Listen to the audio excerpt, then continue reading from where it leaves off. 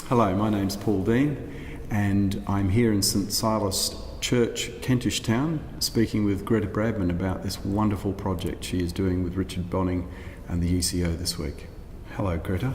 Hi, Paul. Great to see you. So lovely to see you. Isn't this exciting?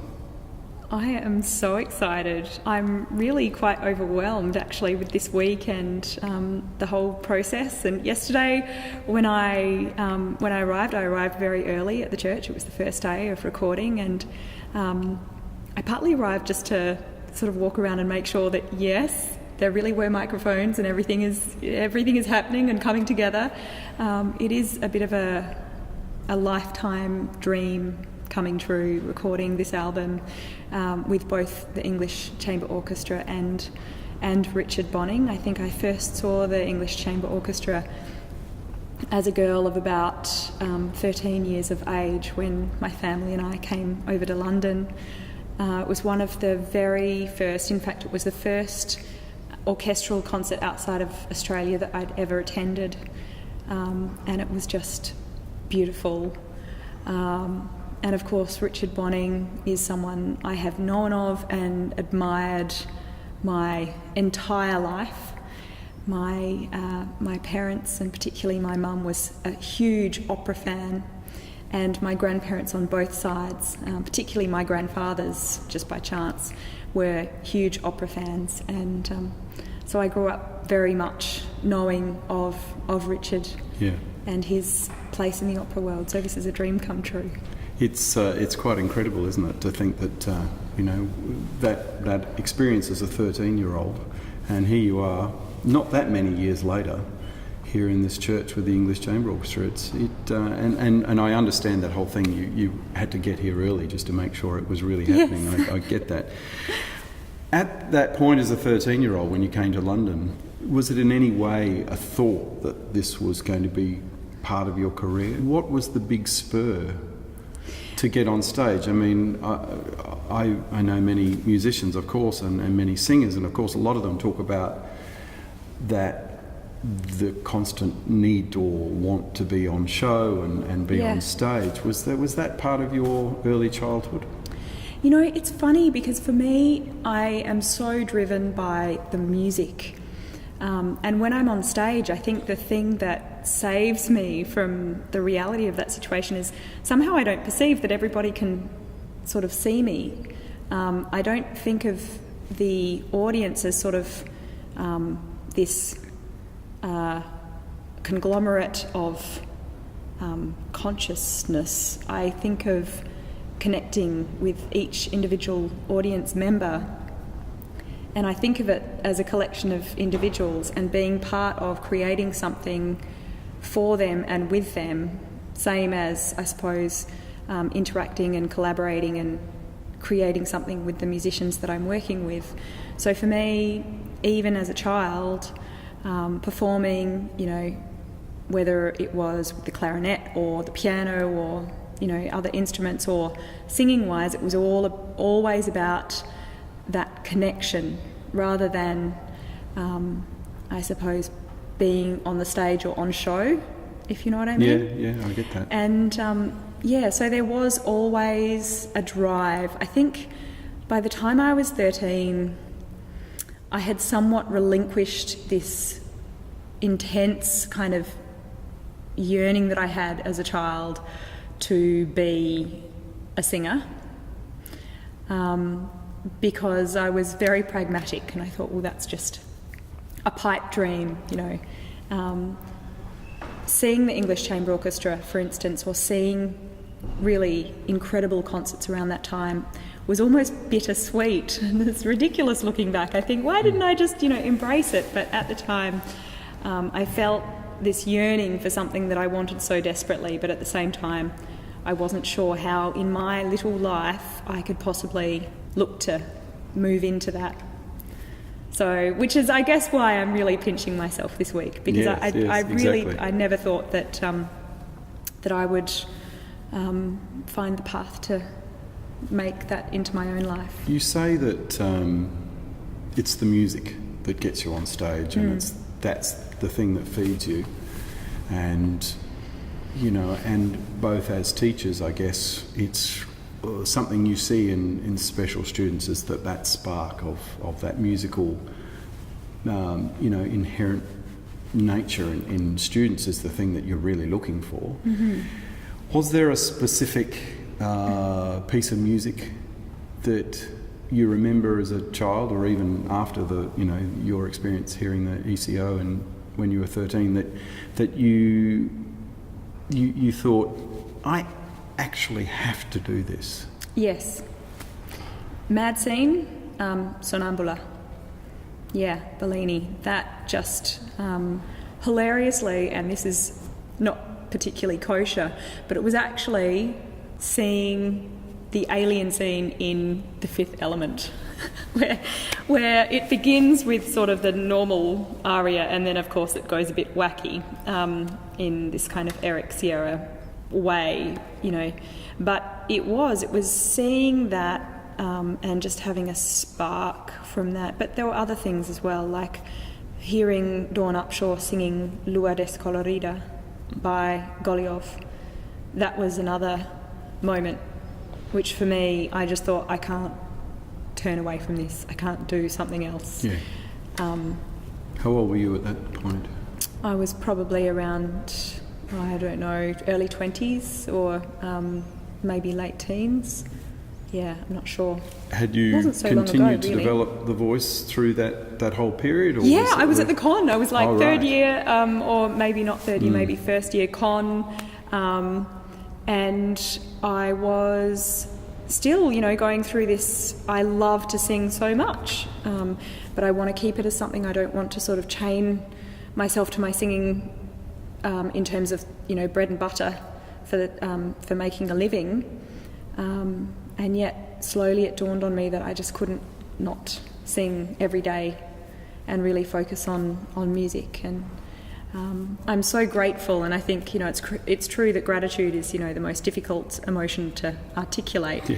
But I'm so grateful for getting to sing, for a living. It's hard work, but it's just such a joy. And it was things like Dawn Upshaw singing Goliov, Lua Descolorida, or hearing Sutherland singing Sonambula. I grew up listening to a lot of Callas as well, and Schwarzkopf and other soprani, in particular De Los Angeles, and Caballé. And all of those soprani in particular really inspire me, and I did hang on there every syllable, every sound as a child. So the disc came about, obviously, this disc that you're recording this week. How did you go about deciding what you were going to sing? Was it predetermined, or was it something where you sat with a piece of paper and went, I've got to sing that, I've got to sing this, no, I can't do this, no, I can do that? And how much did Richard have to do with that process as well? Well, it was really interesting, actually. Because last year I attended the Wales International Academy of Voice with Janice O'Neill and visiting colleagues, and that's where I met Richard Bonynge. And I sang for him the Rossini Una voce poco fa, which is on this album. And he said, we have to do something together. We have to find a reason to work together soon. And then we were in rehearsal for the Handel opera Rodelinda, which he had asked me to sing the title role of, and he was conducting, of course. And he said, I think we should record something together. And that's sort of how it came about initially. And then in terms of the repertoire, he suggested that I make a long list of things that I would like to record. And it was probably enough for 10 discs, was it? Oh my gosh. Yes. Enough for many discs. And we sort of went from there, but it almost crafted itself. And I was surprised, actually. Richard suggested, for instance, I studied the role of Leonora, Verdi, Il Trovatore, while I was in Cardiff, and he suggested I sing D'amor sulla li rose on this album. Another role that I learnt while I was in Cardiff, which I had actually actively never approached before because I think it is just sacred, and that is the role of Norma in, of course, the opera of the same name by Bellini. And Dennis O'Neill, while I was at WEAV, was adamant that I should learn that role. And somehow it does just feel so great, you know, for the voice. And my voice really warms to it. So that was another one that Richard suggested. Yeah, I guess the disc really shows your incredible variety of styles and the different qualities and colours that your voice has. I mean, from Handel right through to more modern stuff. Do you want to just briefly talk about the list of music that you're recording? Yeah, and certainly it does. I mean, that is one thing that I'm very cognizant of. That, well, you know, what is the common denominator in this repertoire, because it is somewhat diverse and, you know, comes from a large range of historical points and periods. I think that's great for the listener, and who is potentially hearing you for the first time. I hope so, because it really takes the listener on a journey, and it's really music that, for me, feels so right vocally, and it allows me to be sensitive, to be passionate, to sing out, to use the beautiful pianissimi, you know, utterances of, say, that are in the Handel, and even things like, you know, in the Massenet, there's also beautiful pianissimo used. The Handel arias are Rodelinda arias, so of course Richard and I did those together last year, and it's a beautiful role, very regal, and there is probably an undercurrent to a lot of this repertoire of, I suppose, the more sort of heroic or regal type characters. But then again, the Bizet, Michaela's aria. Michaela is somehow a character that I am incredibly drawn to as a person. I think that she, on the one hand, is a young, relatively innocent girl just coming into womanhood and trying to do her best to protect and honour the man who she loves. But there's also, I think, a strength to her character, but, you know, a gentle, feminine strength. And I really warm to that, because I think it does run deep in her character, and I think that it is beautifully encapsulated in her aria. If you think, obviously styles are different, and I saw the list of arias that you're doing today, there's, you know, quite different characters, different styles. Do you take long to get your spirit into the personality of the character that you're portraying? I mean, in this sense, there's just so many different characters that you have to portray in the next 3 days of recording, and yesterday, of course. Do you find that that's difficult? Because I know when talking to actors, they all, you know, a particular role that they're doing in a play or a film or a TV show, it sort of almost overtakes them sometimes to a problem point, obviously. Do you find, I mean, obviously you've got to swing in and out of all of these characters, maybe 3 a day. Is that something that you just sort of go out back, have a cup of tea, and all of a sudden, oh yeah, I'm this character now? Or is it something you have to, you know, sit and meditate about? As soon as the music begins, even before the music begins, in the breath and the time before the music begins, I feel that character, and my voice just feels that character and responds. The joy of every piece of music that we're recording in this process is it is so well written. The composer knew exactly what they were doing.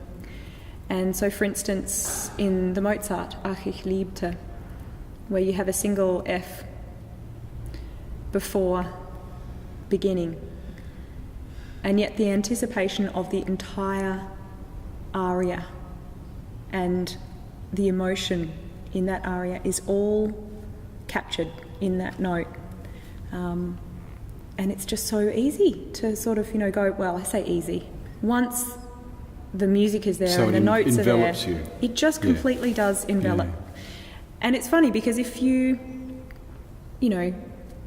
talk to me when I'm not singing, then I'm just completely me. But as soon as I start to sing, it's like I just become completely taken over with the music, and that's it. I'm like in this little bubble of the world of the music.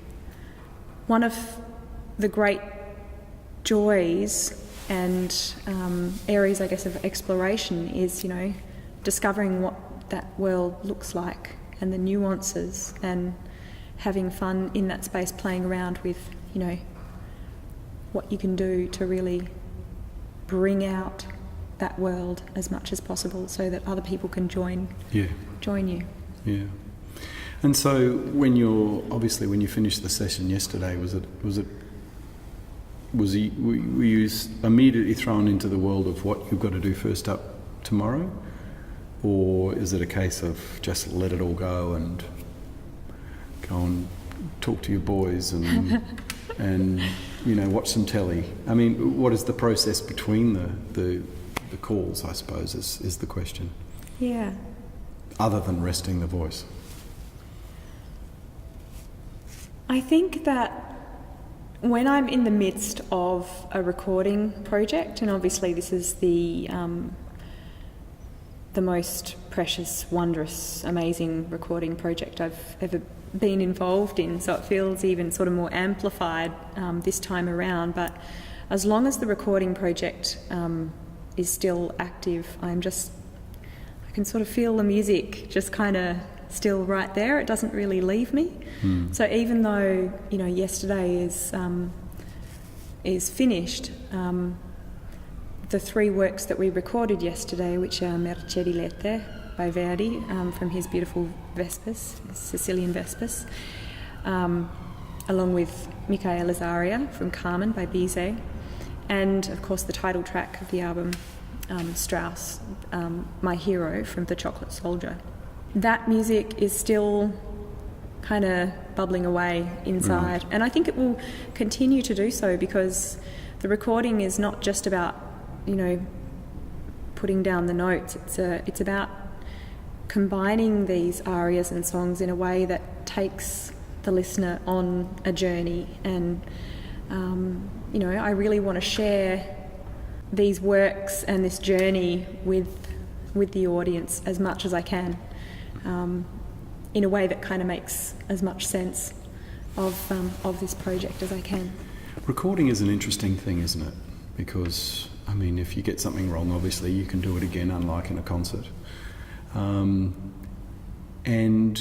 I guess with the voice, I mean, as a clarinetist, I always thought with one of the most important CDs I ever made, I had the worst read imaginable, and I hated the whole week, and I can't listen to that CD anymore. But preparing the voice for this week, I mean, I know you were in Switzerland with doing some work with Richard beforehand. Was there any special sort of process? I mean, obviously you had to fly to Europe, which is 24 hours in a plane, all of that stuff, and cope with flus and all of those things. Was there any sort of special process like you would have if you were a sportsman coming over here to run in the Olympics or something? I'd love to say no, but yeah. Yes, absolutely. I try and make sure that I do stay hydrated on long flights, because definitely the air in an aeroplane impacts on the voice. So I look like Darth Vader when I fly. I wear a humidifier mask, which definitely helps. I also now wear noise-cancelling headphones, where you can still, watch entertainment or do whatever, but they just cut out that sort of the low rumble from the plane, and it sounds ridiculous, but it actually really makes a difference in terms of, your ability to hop off the plane and feel refreshed and not quite so tired. And when you've got quick turnarounds and you've got to sort of get on with things, any little stuff like that really helps. So, and of course drinking lots of water. And then when I hop off the plane, the day after I do a long haul flight, I don't sing. But it does take a few days for the voice to kind of, as I say, wing its way across the Pacific and join me. So but you've just got to trust that it'll find its way back to you. Well, having just heard some of the cuts from yesterday, I have to say it sounds absolutely marvellous, and the orchestra in this particular hall sounds glorious, and it's going to be a fabulous disc, so congratulations. Thank you.